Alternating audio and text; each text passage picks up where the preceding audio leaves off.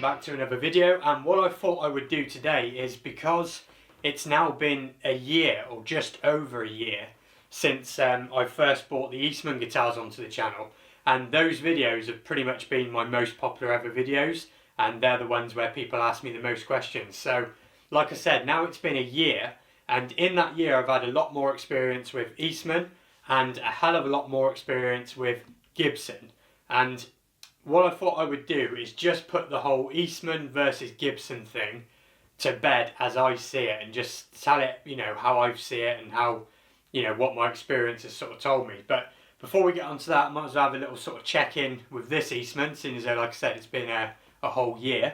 So as you can see, in terms of how the lacquer's held up and stuff, it's, you know, it's pretty much unchanged, this nitro finish. It does have a bit more dulling and scratching around here in person, but you know, it's held up really, really well. It's hardly scratched at all, to be fair.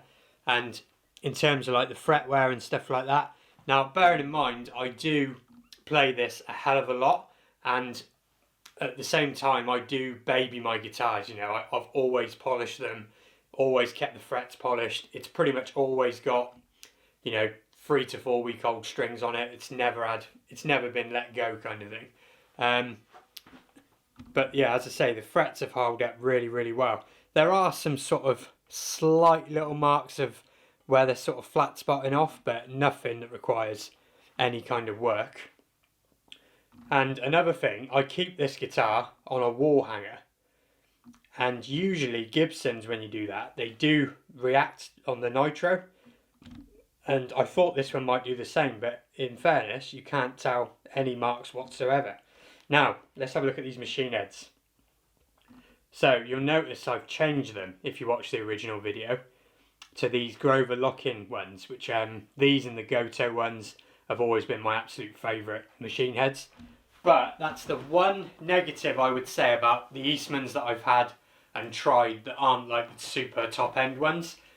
Given how great the guitars are spec'd and how well they're made, I find the stock Pingwell machine heads to be a real weak point. They just didn't feel quite premium enough.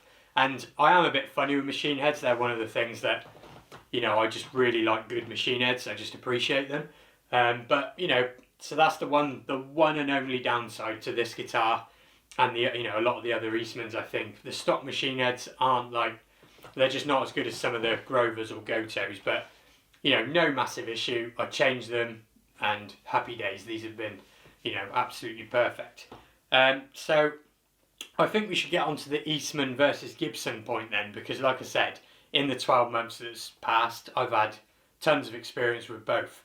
And 12 months ago when I made the first Eastman videos, one of the sort of negatives I said about at the time, and what many people have said since, is resale value.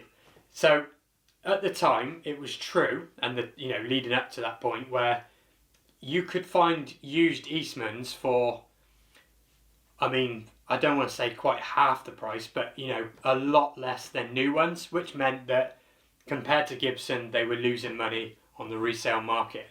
But for whatever reason, particularly here in the UK, since then Eastmans have been losing almost no money. And I mean that because I've sold a few at very close to full retail price, and they sold like that. Gibson, on the other hand, let's say you buy a new Les Paul Standard today, 2,300 quid. Today on the used market, you will struggle to get more than sort of 17 for it, meaning it's losing 600 quid straight off the bat. And that is absolutely not the case with any of the Eastmans, particularly the Les Pauls and ES. So the whole point about resale value at this point in time, forget it. It's not a thing. You will not lose even half as much money on Eastman than you will compared to Gibson. So that sort of puts that point to bed. Now the other thing is, when I did compare it with a Gibson directly with my friend Steve, I said this: do I still feel myself wanting a Gibson for the sake of having a Gibson? Yes. Yeah, I do. I'm not going to hide it. So there you go. That's what I said. And many other people on videos have said the same sort of thing. But what I've come to realise, you know, where that came from is this, and this is the core point of the video really.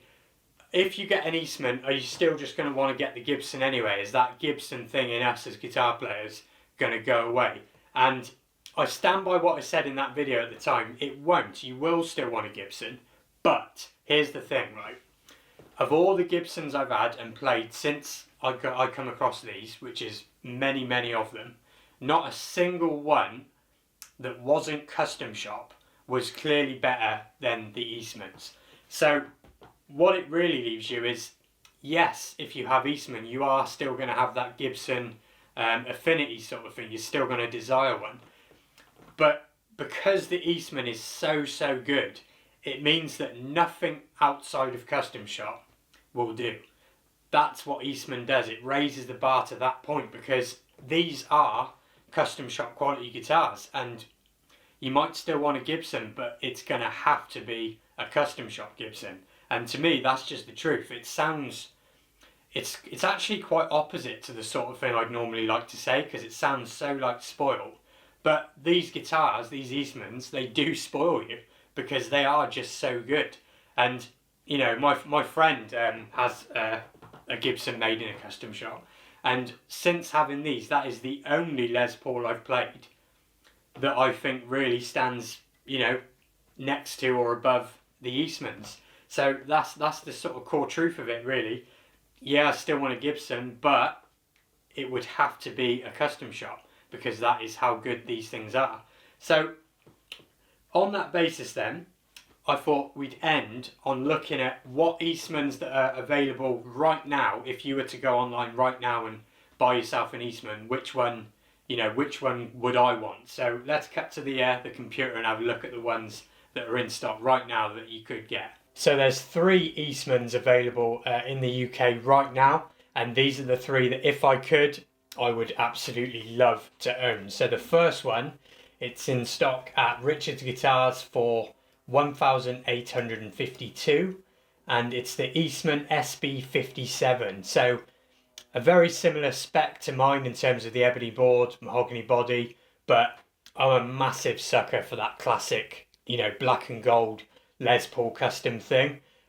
This one is a bit more upgraded than mine though, in the sense that you are getting Lola Imperial humbuckers, as well as better machine heads and stuff like that, you know, from factory sort of thing. But yeah, that's the first one that is listed in stock right now. The second one is at Music Street, and it's the SB56. Now, I don't currently own a P90 guitar, and, you know, again, with the whole classic thing, Les Paul gold top soap bar P90s, just what a absolutely stunning thing. It does say slight mark in the listing, but I don't know where that is, or if these are the pictures or whatever, but that's listed for 1649. And again, similar spec to mine, but, you know, a different sort of classic look. And the P90s are, again, Lola soap bars. So, you know, just amazing hardware and pickups. And that is another one that, if I could, I would get. So the last one is at Peach Guitars listed. And I did see this exact guitar listed at Peach sort of end of summer. And the reason I know it's the exact one is because Peach are one of the few big companies that actually photograph each guitar instead of just use a stock image. Why that's not standard, I do not know, but you can sort of trust Peach that, you know, it is the guitar photographed. And it's come back up at 1629. So whether this was a return out of the batch that they had, I don't know, but it's the T59V, and it's basically just the upgraded version of the very first Eastman that I did on this channel, which was, you know, one of my favourite guitars ever. But this one, once again, has upgraded pickups. So on these you get the Seymour Duncan Antiquities. And also the neck on the T59 versus the T486 is just that little bit thicker, which again I would absolutely love. So of the 3 that are available right now, I think this one would probably be the one that I'd get if I could. But, you know, money no object. you could get all three of these for the price of one Gibson custom shop, and I would love to own each one of these. So there you go then, they're the three that I found that are available right now, because you get far fewer Eastmans available than you do Gibsons, obviously, and they're available in the UK right now. And you know, if you're looking for one and you pick one of them up, congratulations, because they're going to be just stunning guitars. Now, I don't really want to end this video on a possible bad note, but I feel that it's important to say. So, of the Eastman guitars that are coming in right now, so the next shipment, you know, the ones that have just been made, I haven't obviously tried any of those. And in the last sort of year or so, the amount of dealers that are doing Eastman guitars has probably tripled.